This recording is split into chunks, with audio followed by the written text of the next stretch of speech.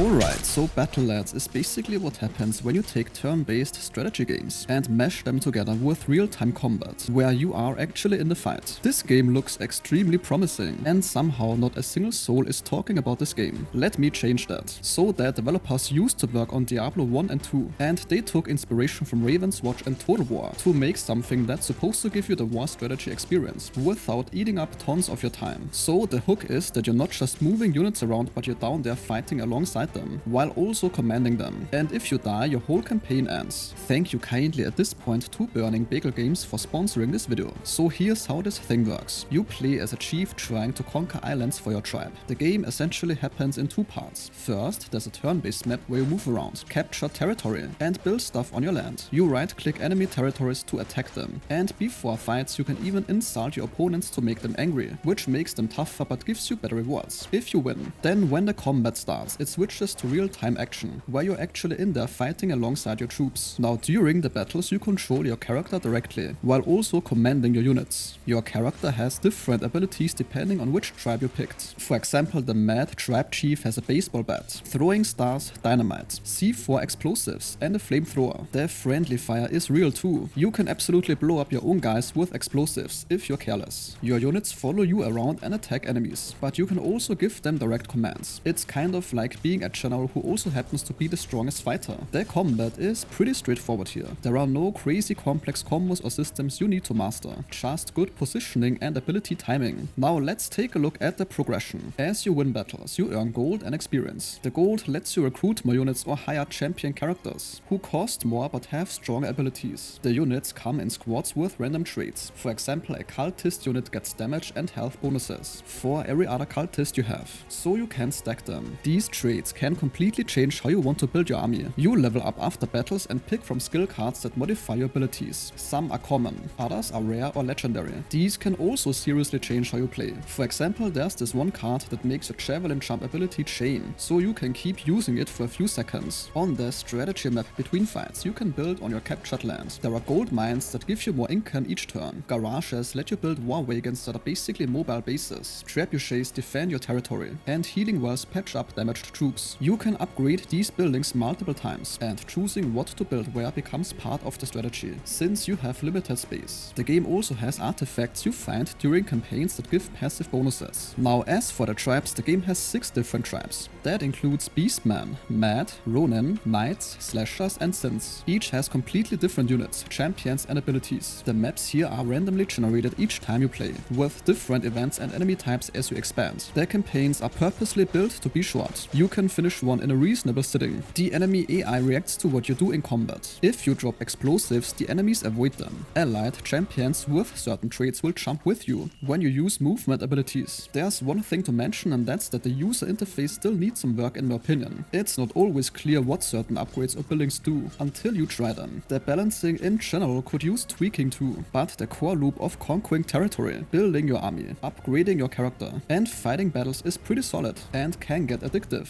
So I can definitely see this game going places. The first impression at least is very promising. And this sentence concludes today's video. If your time was respected, a like or comment is very much appreciated.